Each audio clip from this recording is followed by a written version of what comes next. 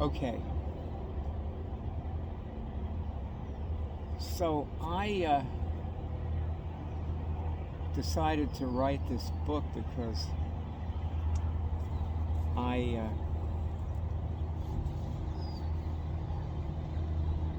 I don't I've never said what I'm saying in this book anyplace else. It doesn't exist. It's not on the web college. And the whole structure of the web college is completely different. The web college is a college where you bore into certain subjects, such as doing past life regressions. Um, there most people don't believe in their past lives who have been born into the Western mindset or who are in Islam. But if you go to other countries, they all do, and so it might be easier for them to. Although it isn't really, because if you work a few of your past lives, you'll believe you had. And the point is that the web college is the only way to do that stuff. It has to be done in the form of a college. You decide what you want to sign up for. There are people here in this country who help people regress into their past lives, and they charge a small fortune to do it, and all the people who do the regressions have to show for it is maybe re-experiencing one minor past life or two,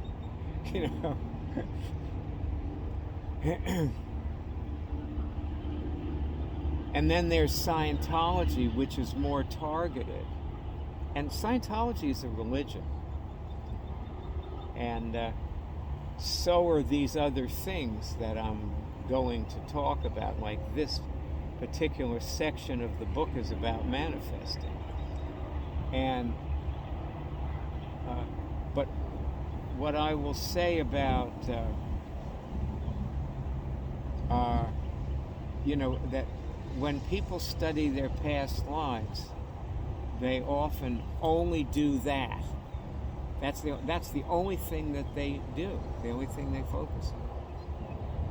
And the idea of a college is to help people attain a broad spectrum of awareness about things that are because all the things in the college are important. And this particular college is a college that's it's based on the idea. It's sort of like the book, actually, that you can't specialize in one of these things and hope to get where you want to be.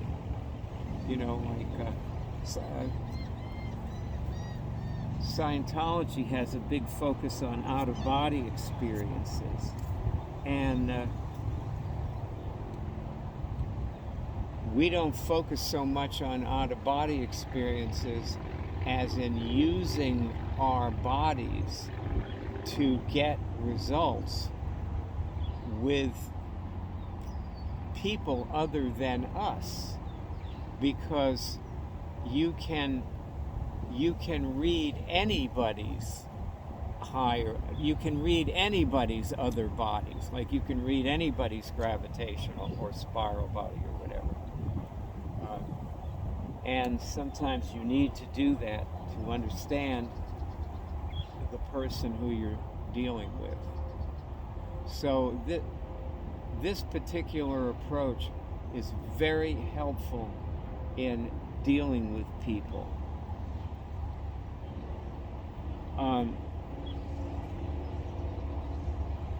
As well as yourself. And also, when people die, you can interact with their other bodies just the way you can when they're alive. And so you can heal people or cure things in them after they're dead, which is a big help to them. You know, like when I was in India, I bumped into Muhammad the Must, who still was living in Baba's ashram years and years after the Must ashram was disbanded. He was still there. Baba kept him around, and he had his own little hut there on the property. I used to go there and sit with him. He was a really great person, but he was not anybody who most people could understand anything much about him, except me, because I understood him perfectly. And I also, years and years later, after I was with him physically, I actually tested that he had been working on me for 1,000 years. And that is, like, it's important to have allies on the spiritual path to get, you know, to good places. So anyway, this book is about these four things, which this particular movie is about one of them, and that one is manifesting. And, you know, what I was saying in the preface is you can't have one without having all of them. You need all four things. So the book's in 4 parts, you know, part for each thing. And the thing about manifesting, though, is you've got it. You are manifesting. Nothing you get comes from anything you do. You manifest everything. So the question, you know, then is, what the hell did I manifest? I manifested this? I don't want this, you know. Whatever it is, like, let's say you're in prison or something. You say, how did I do this to myself? And, you know, there's a New Age pundit who's a channel, and she channels this guy called Abraham Hicks. And she is not the first channel I have known personally, but I don't know her personally, this woman who channels Abraham Hicks. But I have known, a member of my staff was a channel. That's how she made a living. And she did channeling for me when she was on staff, and after she left staff also. I used to meet her and do sessions with her. She died of cancer. She just didn't channel. She didn't do enough channeling. And you know, the guides who she channeled told me that I should channel them for myself and not go through her.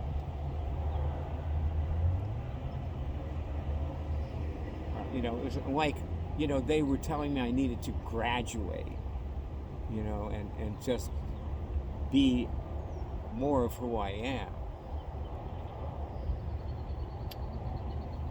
Anyway, the reason I brought up Abraham Hicks is because that is the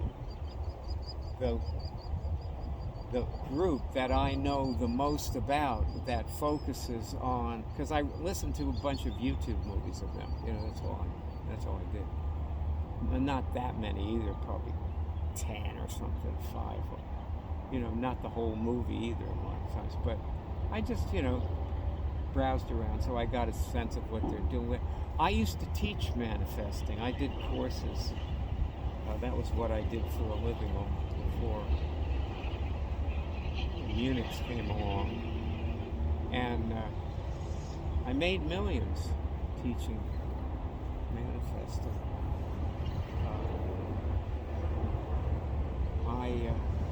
lost it all when I started focusing on confront, which is what nobody wants. We'll get to that in some other movie, but anyway.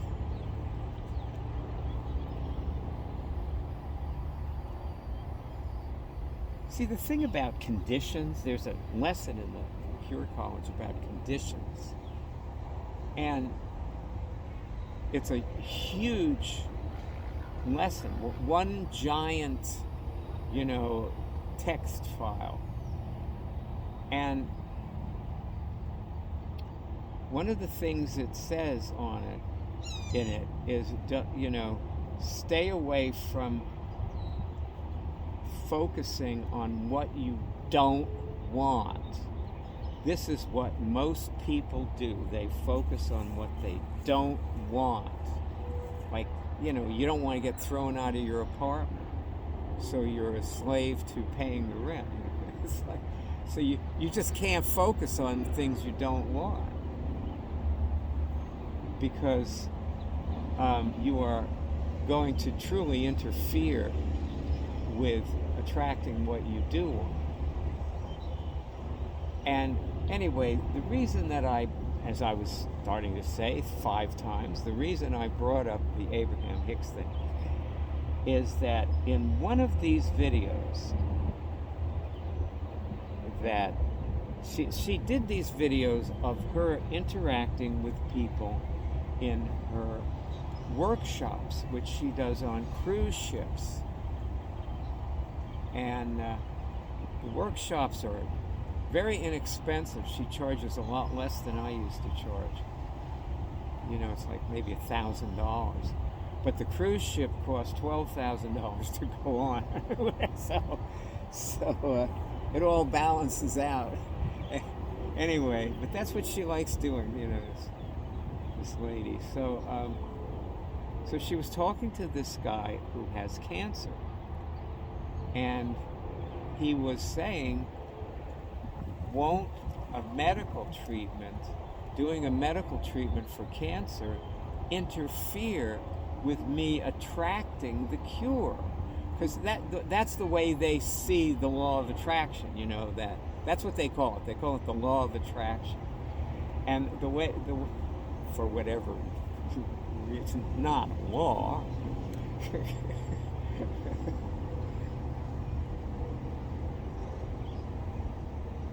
Don't run red lights is a law, not whatever they think a law is, but that's what they call it. And but he was saying that he was asking her a question like, what do I do? Should I do the medical treatment? Because then if I'm doing the medical treatment, I'm kind of saying I can't manifest. And see, she's very big on saying she wants people to know that they can manifest whatever they want, but they have to believe it or some sort. I'm a little actually fuzzy on what she teaches people, to tell you the truth. Even though I watched quite a few of her movies, it sort of went in one ear and out the other. I have a mind like a sieve, because I used to teach it, so I just don't feel like trying to study somebody else's technology for teaching it. I already taught it. I stopped. I don't teach it anymore, so I don't really need to know too much more about it, because I manifest things just fine. See this hat I'm wearing? I manifested this hat. Franny's dad gave it to me. He thought the hat I used to wear, which was also a straw woven hat, made me look like a hayseed. And I bumped into him when I was coming out of Whole Foods, and he was sitting there with some of his buddies, and he was like, they were all in their 90s, these guys, they were all in the Second World War. And so he's sitting in front of Whole Foods having lunch with them, and I came over and said hello, and he was cringing. I was like looking at him like, what's wrong with this guy, And later he he came over to me, and he told me that I shouldn't wear that hat because it made me look like a hayseed. And he said he had some hats he would give me. And as it turned out, I liked the hats he gave me better than the one I was wearing. So that's what I've got now. I'm wearing these, and my hayseed hat sort of actually degenerated into something that really made me look like a hayseed. So I didn't throw it out. It's a good gardening hat. Anyway, so that's an example of manifesting something. I manifest things all the time. And if I don't get something I want, I start looking at, what the message is in it, or what I need to improve, or whatever, And I've made a lot of improvements that way. So I've been grateful to God for giving me herpes, because that's how I learned I could cure things, by curing my herpes. And I probably never would have cured anything if I hadn't had herpes, which is why I got so big on, teaching people to cure herpes, except they don't want to cure herpes to get in touch with their ability to cure, or to connect with God, or all these other things that it does. They want to cure it so they can get back to their sex addiction, without getting sued. And so most of them fail. And that was when I realized it's really all about what you want. You simply, not only do you need to be in touch with what you want, but you need to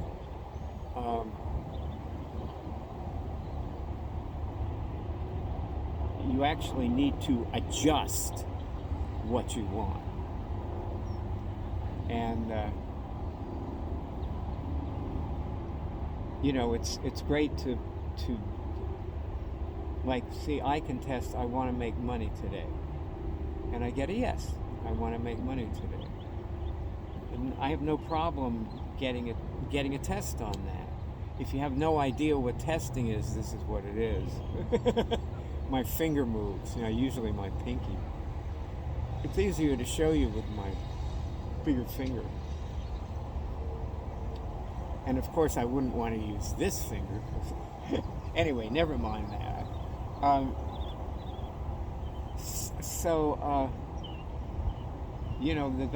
This guy was asking her about, what do I do? Should I do the medical treatment? Am I stopping myself from, attracting the cure for this?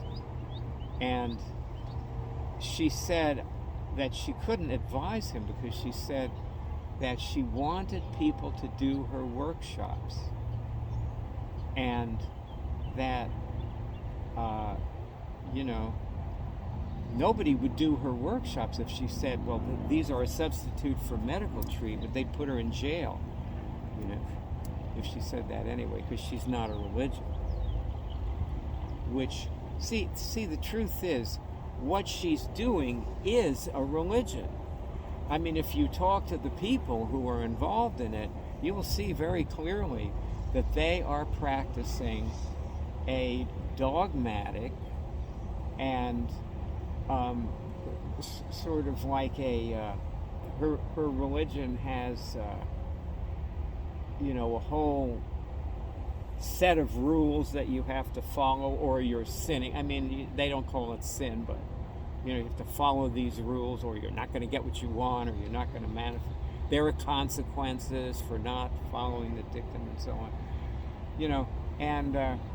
And she wants people to do her workshop. So as you can see, whatever cure he might have gotten or attracted or whatever, he can't have because of something that she wants.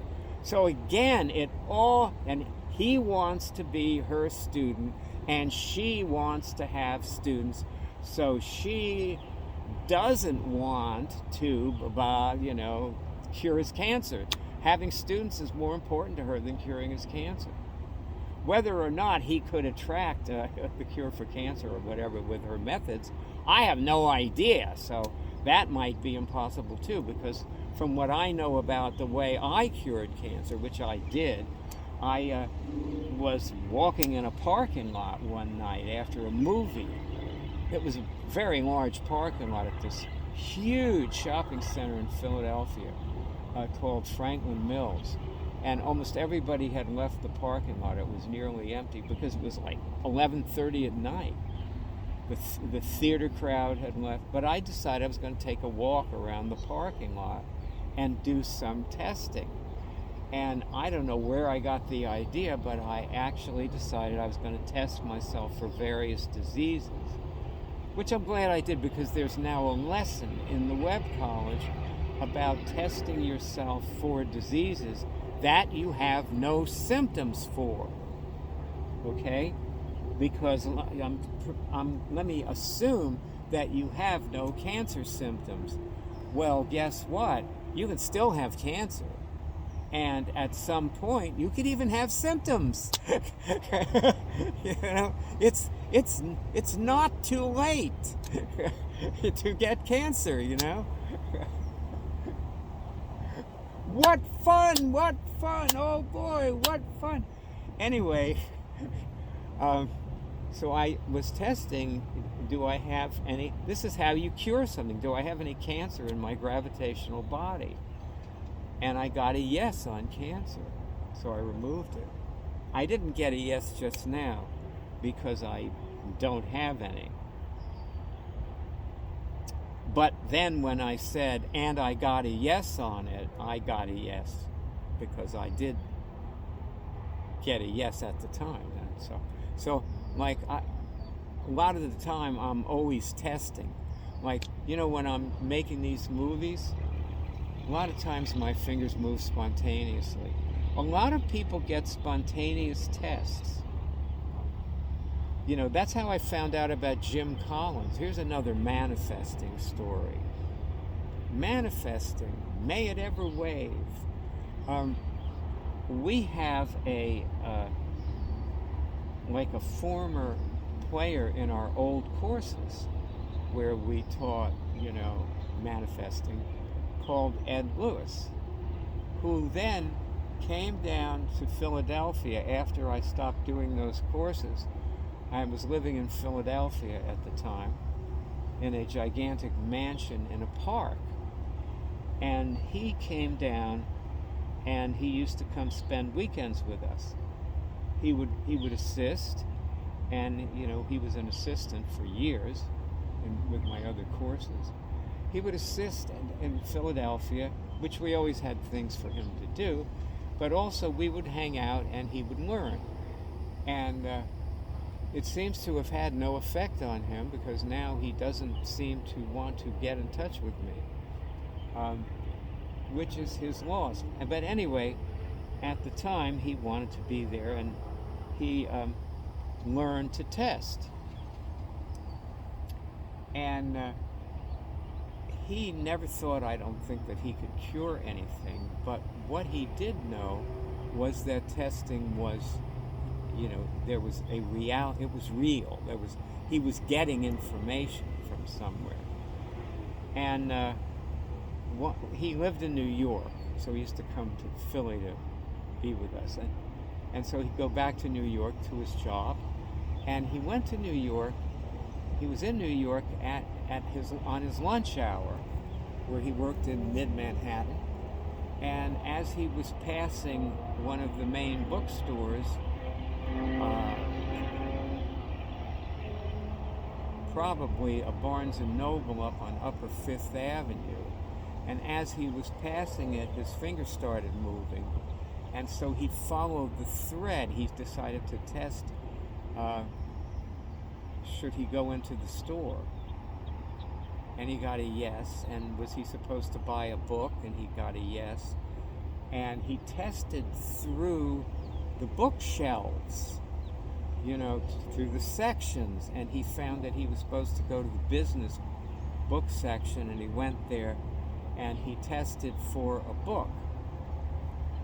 And he looked at the book, he took the book off the shelf and looked at it, and he said, I'm not interested in this. Why did I test for this?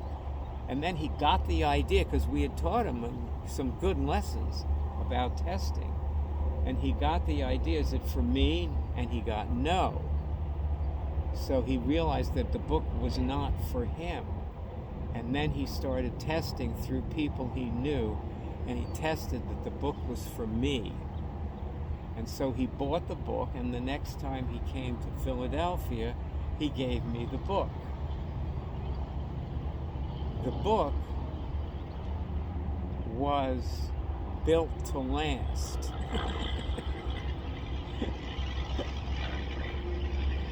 And Jim Collins, the author of the book, has had an enormous effect on my entire life, including my stock trading.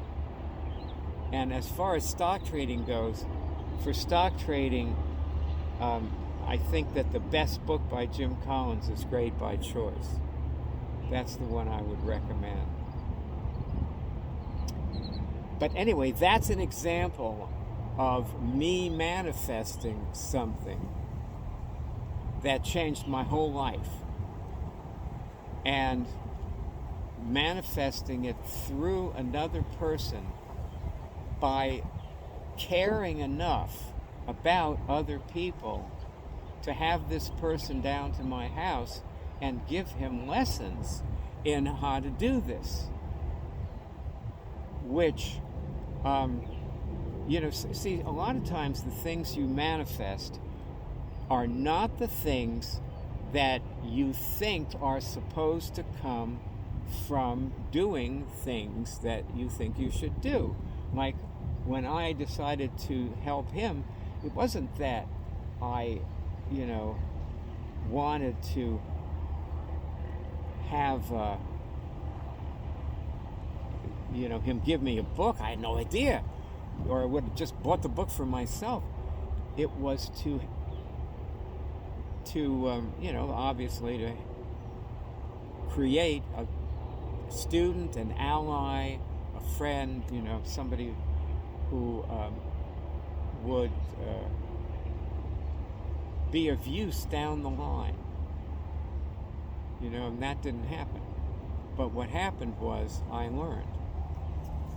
And maybe that was more important. You never know. You never know what you're manifesting, or when it appears, what it's good for, or what you just have to go with the flow. If you want to live manifesting, you just have to go with the flow. And that woman, it's too bad that she's on such a trip of being like this all-knowing, all-seeing guru. So she felt she had to solve this idiot's problem when he asked her, what about this? Like, am I pushing away the cure for it? All she had to say was, buddy, go with the flow, Just, do it. I don't know what you should do. Do whatever, and see what you manifest. It doesn't depend on me. It depends on God. If you get right down to it, it doesn't depend on you either. Because frankly, I cannot say for sure that I manifested that book without the help of the Almighty. People don't like God, because their parents used it as an excuse to spank them. But God isn't, that's not what God is. It may be what God was in the Middle Ages, but it isn't what God is now.